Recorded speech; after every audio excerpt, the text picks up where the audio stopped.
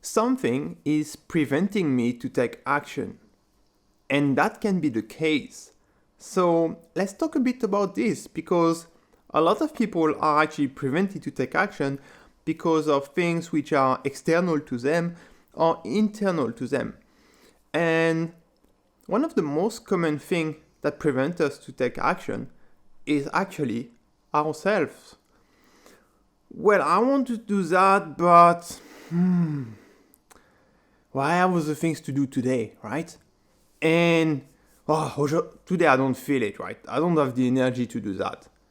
Yes, most of the time, and let's recognize it, let's try to be responsible, we are actually giving ourselves excuses for not doing things. But in the first place, ask yourself, is it really something that I want to do, right?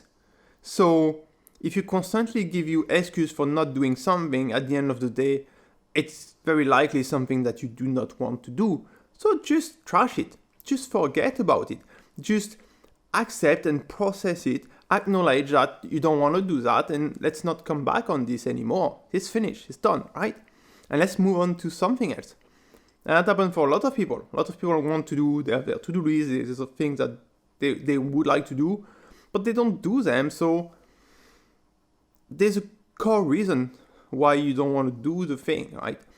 And it's sometimes useful to say it loud. Well, I don't want to do that because I'm actually too lazy for doing this. Or because, well, I don't want to help my neighbor. I don't like him, actually. So I'm not going to do this. And this is fine. Accept it, but move on. Don't carry those luggage with you, right? So it's important to identify what excuse you are actually giving yourself and see what you can do with it, right? Either just don't do the thing, or acknowledge of the excuse you're giving yourself. Take a position where you are responsible. So I'm giving myself this excuse. I want to be responsible and I will do the thing.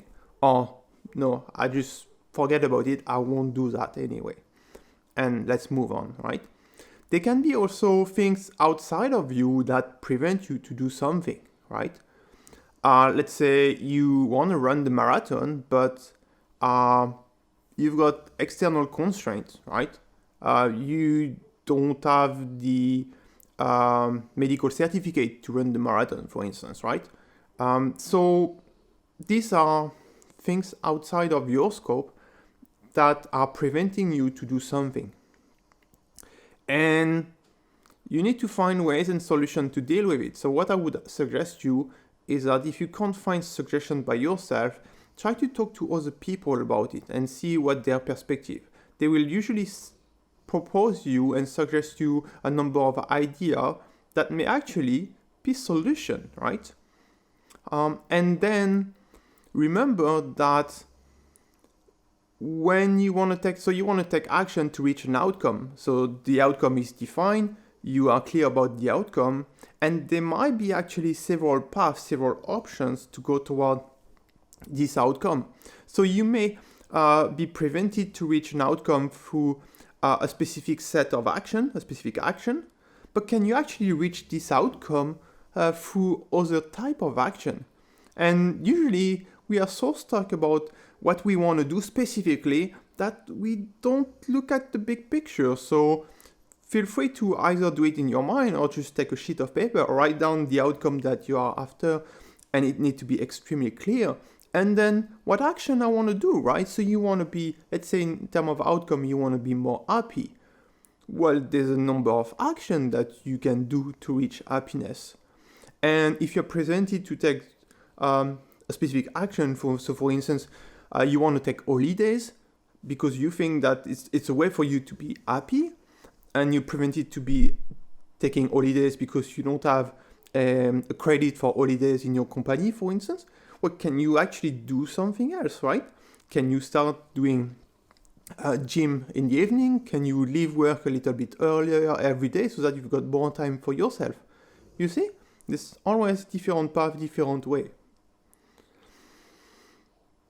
you could be also prevented to take action because you are simply not used to take action.